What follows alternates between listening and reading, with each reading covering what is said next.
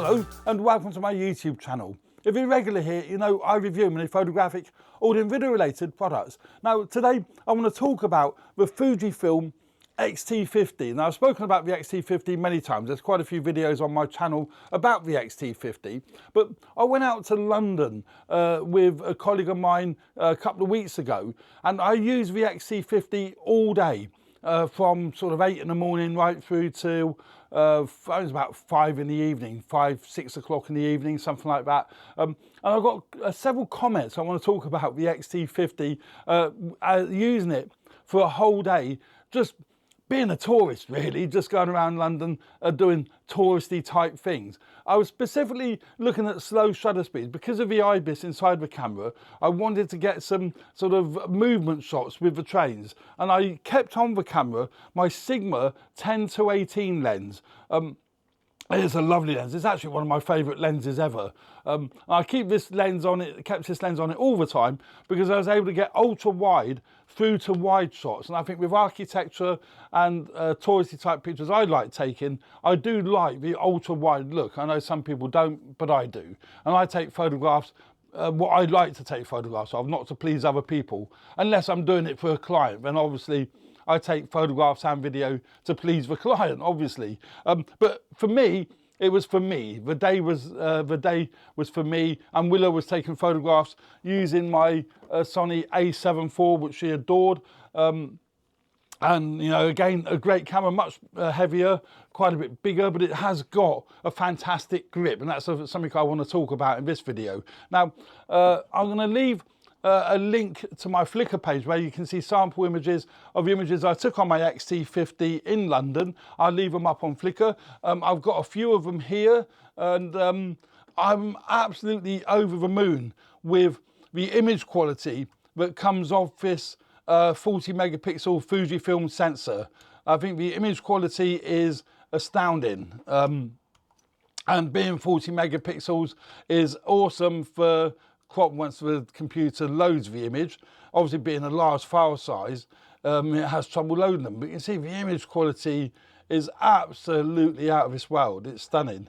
And being the Sigma lens is a stunning lens, you've got a great combination of image quality with a great lens on the camera and also a great body. Now, one of the issues I had with the camera over the course of the day was the grip. It's actually fine, but I found after several hours it was getting quite uncomfortable, and I was getting, I wouldn't say pain in my thumb, but I was getting feedback. It was just becoming a little bit uncomfortable compared to me Sony A7 IV. So I think long term, if I do this again, which I will be doing it again, I would definitely use the X-T50 because I love the handling, I love the image quality, albeit there are a few quirks, but I would get a bigger grip. The grip on here, because it is a compact camera, it hasn't got a big grip. So that's one thing that that I will look at, is getting a bigger grip. Now it has got your two controlled command dials. It's got one on the back, which is awesome, and it's got one on the front. But I found that in manual, which I was using it in shutter priority, and I found that I kept knocking the aperture to f22, and I had to keep checking that I wasn't at f22. I found it's too easy for your finger to knock the aperture accidentally.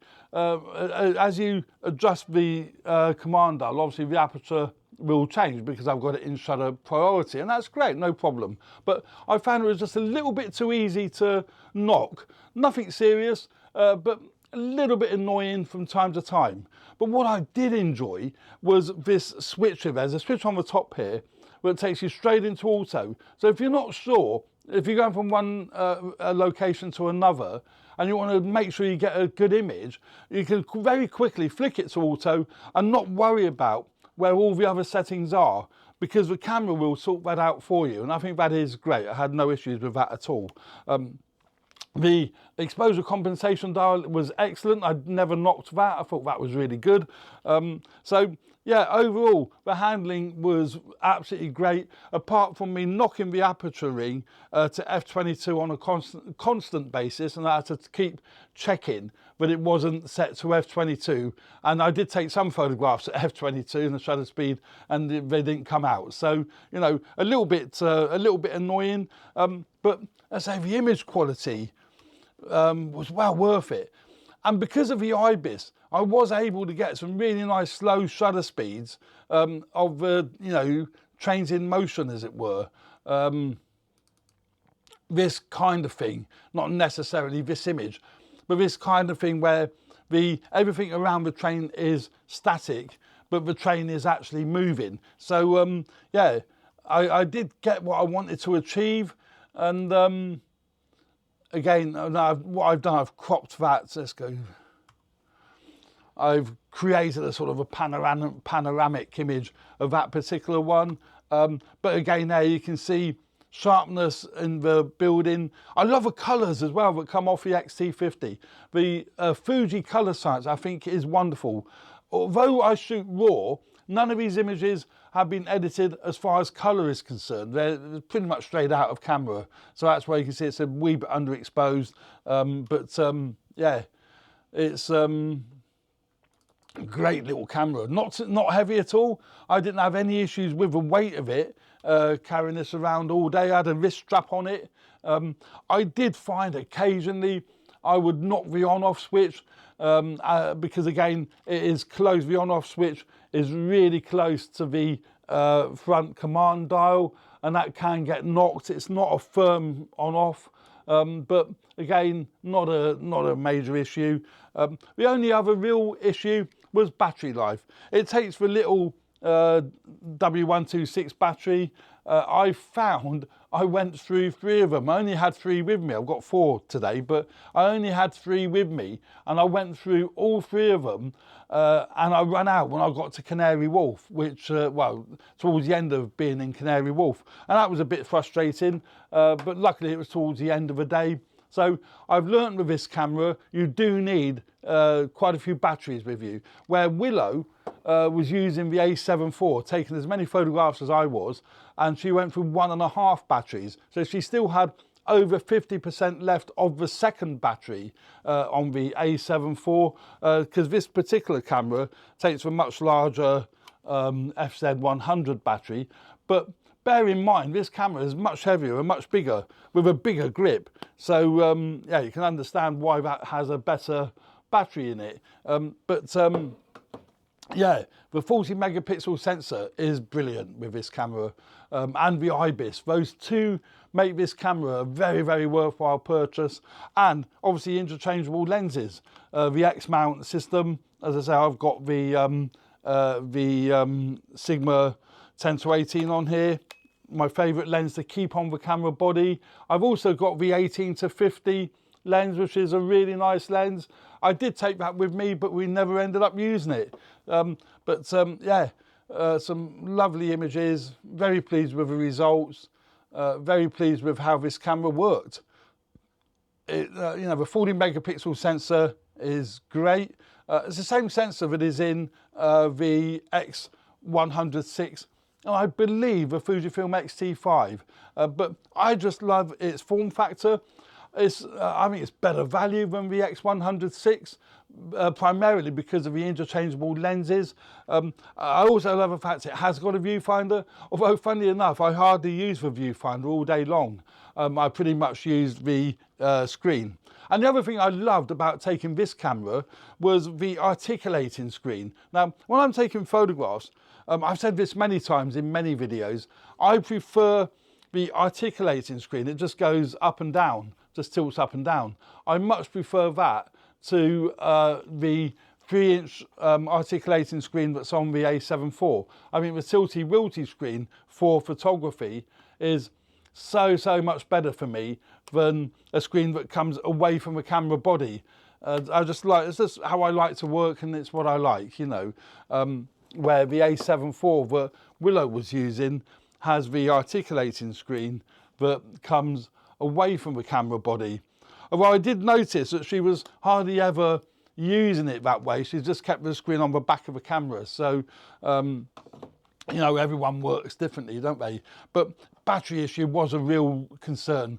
If you are going out with a Fuji X-T50 and you do want to take photographs or video all day long, please make sure you take at least 3 batteries, preferably maybe 4, possibly even 5. 4 should be fine. Yeah, very, very tiny batteries, but they're cheap enough to get. Third-party batteries are cheap enough to get. Yeah, you'll get some amazing images with the X-T50. As I said, I should leave these images up on my Flickr page so you can take a look at them yourself, and you know, you be the judge. You work out yourself whether you think the images are good from the X-T50 or whether they're just average, and you know, what have you. But 40 megapixels is great for cropping, because you do find when you're out taking particularly if you're taking event photography, you can't always get it right on the day. So being able to crop into that image, I think, is fantastic. And that's the same with the Sony A7 IV. It's a full frame body and it has the 33 megapixel sensor. So again, you can crop into that using the A7 IV. So yeah, I think these two camera bodies complement each other, although they're two totally different brands. They do work differently. It does take a bit of getting used to the Fuji way of working, because the controls are very sort of analog style, a sort of old-fashioned style, with a shutter speed control dial on the top there. And quite often you find apertures on the lens, although this lens has no aperture ring, so you do need to use the command dial on the front of the camera body. But once you get used to how a Fuji camera works, you'll love using Fuji cameras. I think they look beautiful, they look really nice, and you know, very, very elegant, but you know, great to use. I just found the grip, as I say, I will get a better grip for this camera if I'm using it for a longer period of time. So yeah, great camera, still love using it, still use it on a regular basis, and I will continue using it on a regular basis because I love the image quality that comes off that sensor. So yeah, there we go. Thanks very much. I hope you found that video useful. Please subscribe to my channel if you haven't already done so. Hit the like button if you like the content of these videos. I would really, really appreciate that. And please share it if you feel other people might find this video useful. That would be brilliant. So thanks very much. Cheers for now. Bye.